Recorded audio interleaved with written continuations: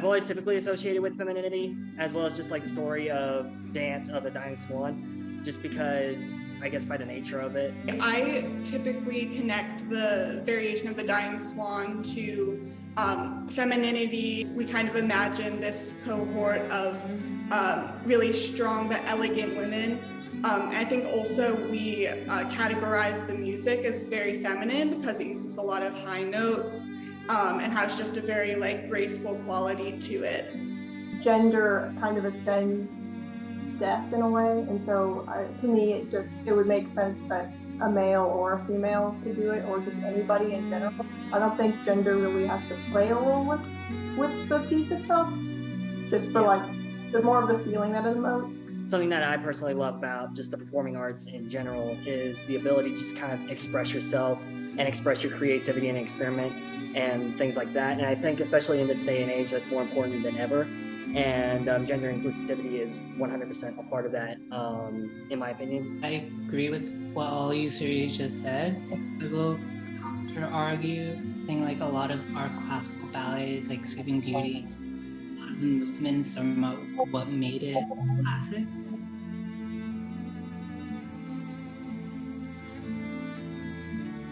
Okay, so I definitely think after listening to everybody week after week, I think it's open to many different interpretations. Like, let's say some part in the music may bring out different emotion in somebody compared to somebody else. And I think it just goes to add to the idea of like individualism, and it's just shows how personalized this piece can be to anybody and open for multiple interpretation. I definitely agree. It kind of gives me a new perspective on traditional rep. Sort of like when you think of all these traditional ballets, you think of it having a set rep, a set choreography, like a set interpretation. But now sort of like hearing everyone's different personal stories, it kind of pushes me to sort of personalize every piece that I do and sort of think about how I would interpret it. And I think taking into consideration everyone else's stories and personalizations of this rep really like makes me become a better artist, I think.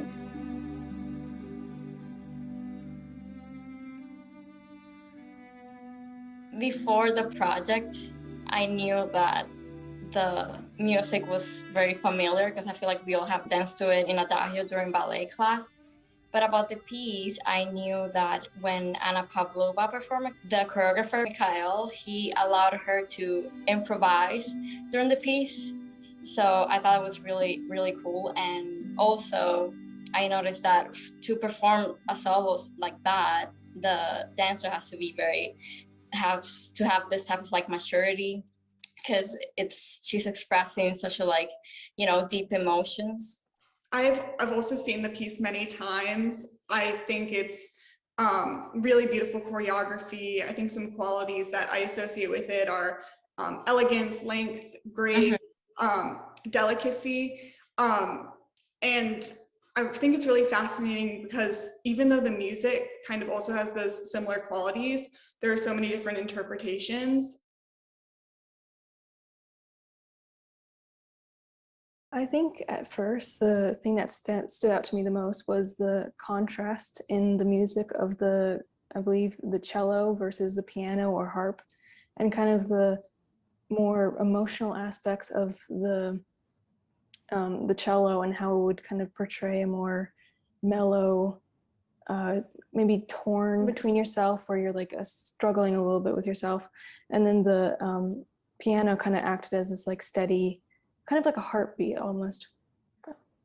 I think the main thing that I've learned, besides just like you were talking about the instruments and how it's really interesting to like listen to how like the little elements all combine, is just how many different ways there are of interpreting it, and listening to how everyone has like created their own piece, just like how many different emotions like one piece of music can make someone feel.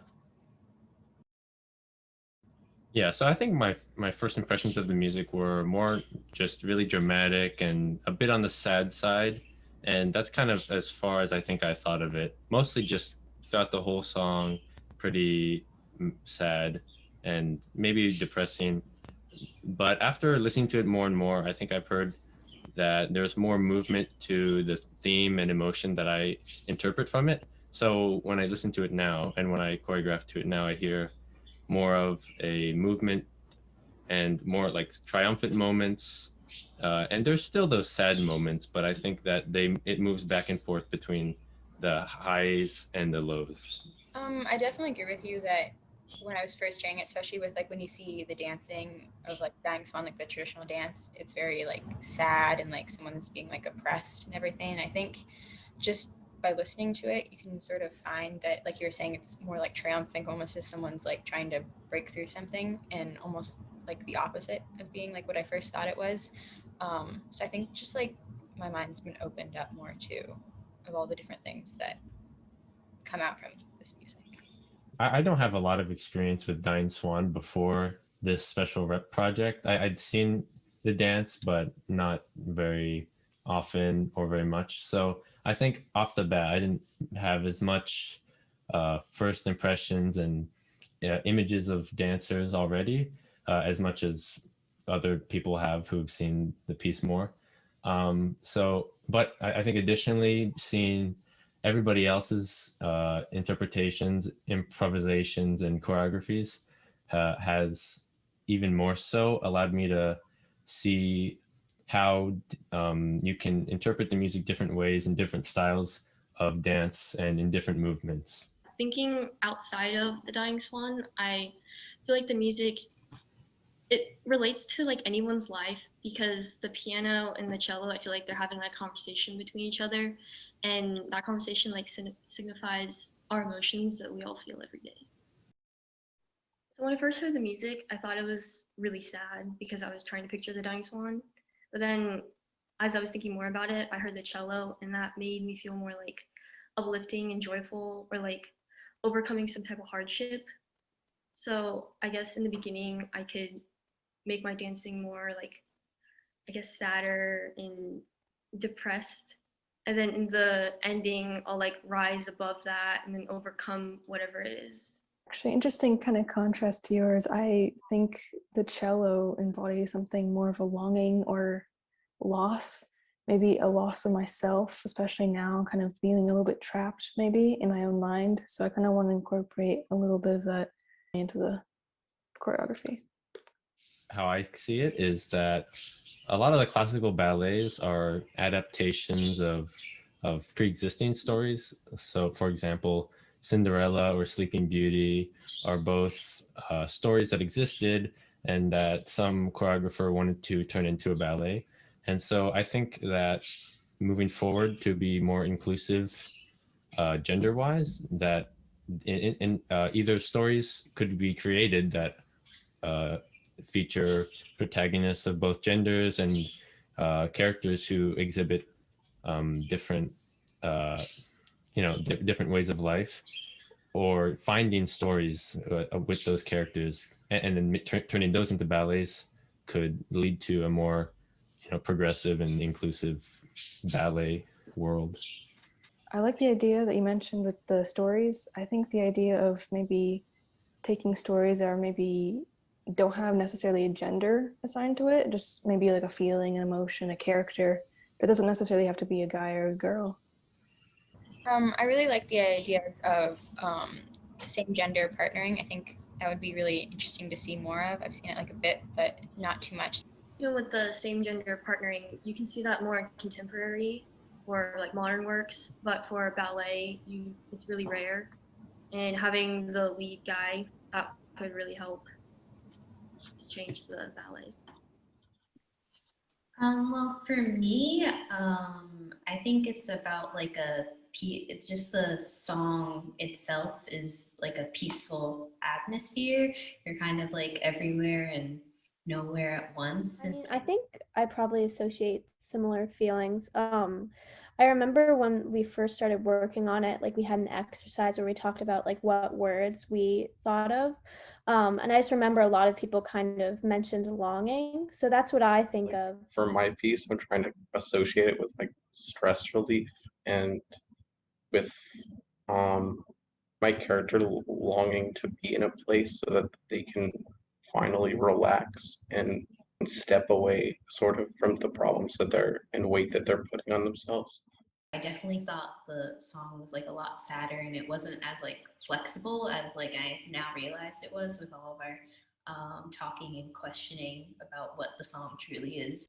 I definitely agree. There's like a sort of sadness to the song that's very unique. I think because what we first started off by doing was like I think it was the first class we had improv, and I immediately knew what I wanted to base my piece off of just after that. I think because of the music. I feel like unlike the others, I kind of didn't know what I wanted to base my piece around for like a long time. And it took like after we discussed everything and heard the music so many times before I kind of was able to relate it to my own life, you know? So it's evolved a lot, but I'm happy with where it is now. At first, I just saw a lot of blue and yellow because I associate blue with like death. And then at the end, I see more yellow and white when it's a lot more expansive and freeing. So I think I see kind of like a blue to yellow ombre kind of thing.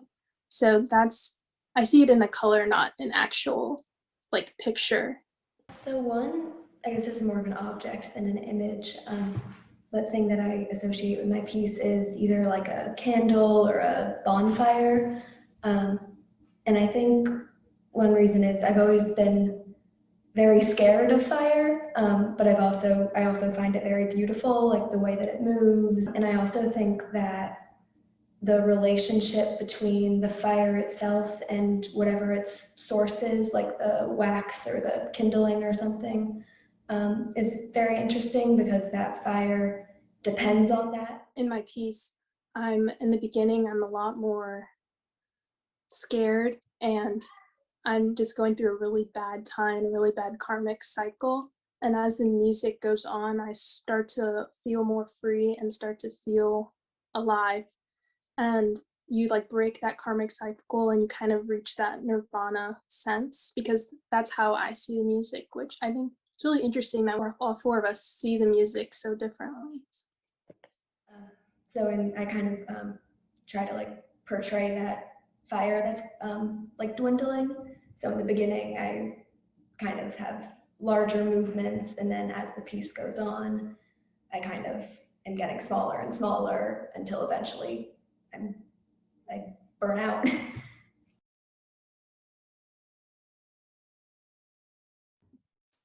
The thing that I wanted to say is that I really like the process that we're doing and just getting to do this project in general.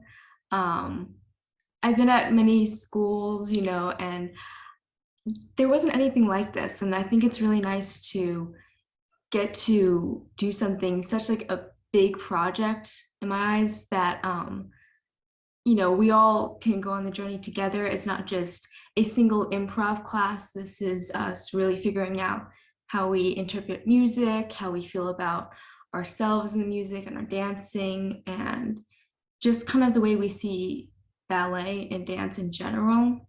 And I know for me, this whole project, it's been emotional and it's been not emotional, because I've definitely learned some things about myself. And I think it's quite interesting that I got to do that with this project. So thank you. I think another great thing that this project has allowed us to do is kind of like we've all been in these little spaces for a little over a year now, and this has kind of allowed us to create these little worlds for this 3-minute piece and really focus on that space and focus on our character and where they came from and where they might go after the piece and the imagery and all of that. And I think that's been a really nice outlet for such a difficult time. And I've just really appreciated that. So like Jillian was saying, thank you.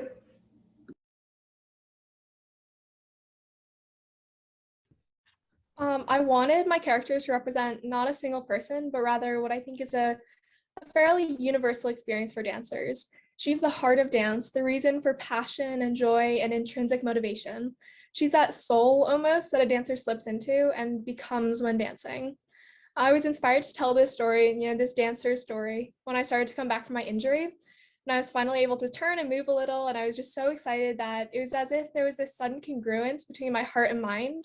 It's the feeling of being at home because a ballet studio is a home, and of understanding on a deep level passion. My character is more fictional. I made a fictional character for my piece. His name is Hank Green, and he is a sergeant for the U.S. Army during World War II, specifically in 1944.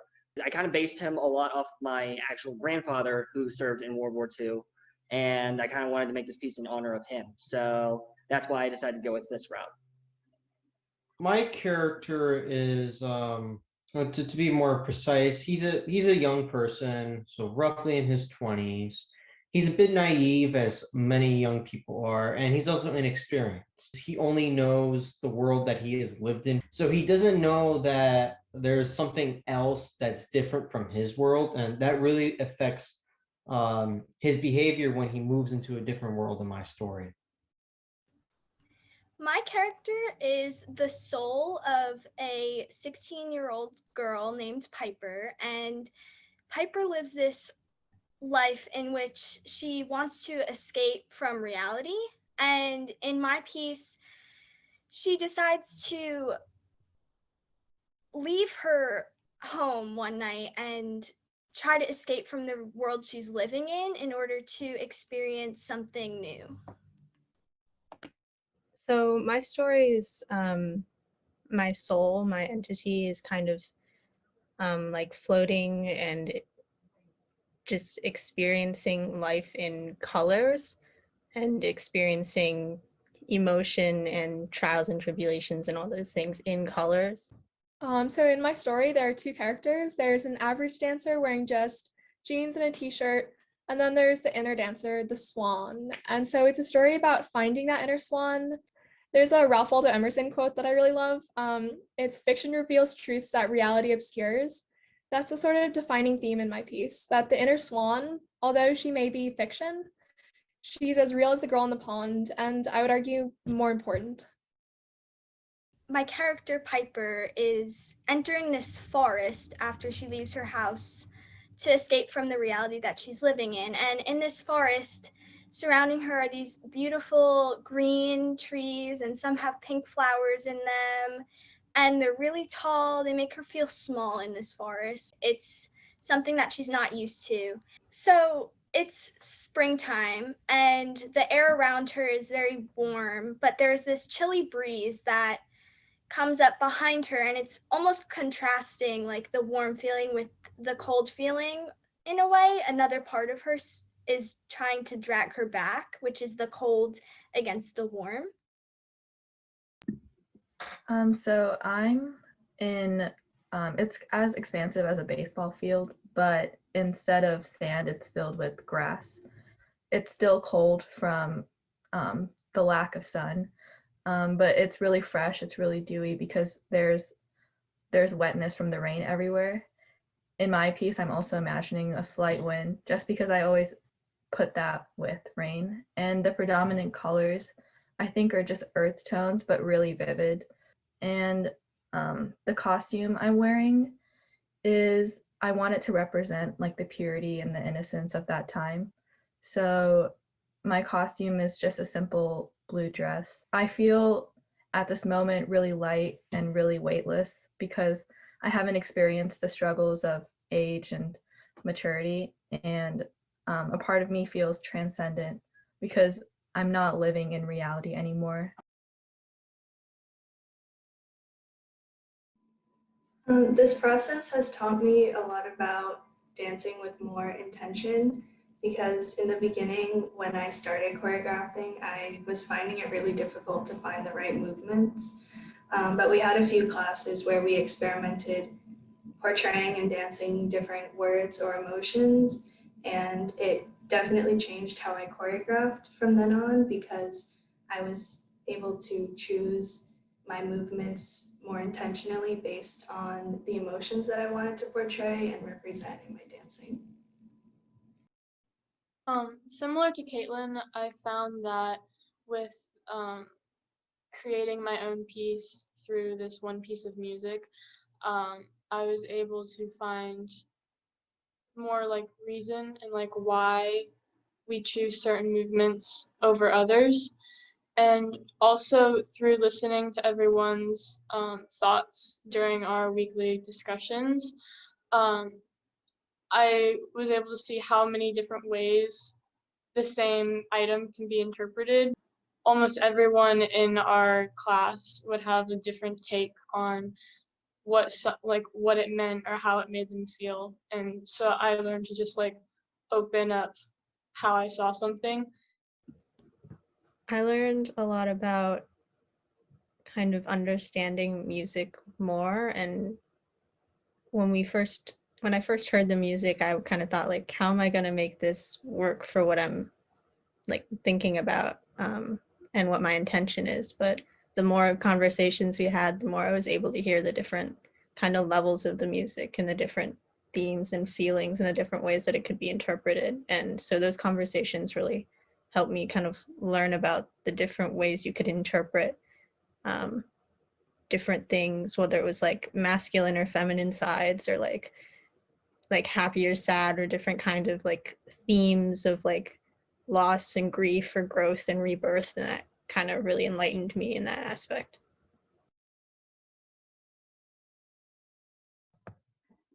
What I've enjoyed the most of this process were the Friday discussions and conversation when we had the chance to share our thoughts and feelings, and we had the chance to listen to each other. I think for me, it was really good because I had the chance to explore myself like deeply more than usual. And I think it was amazing. Like having that opportunity was amazing.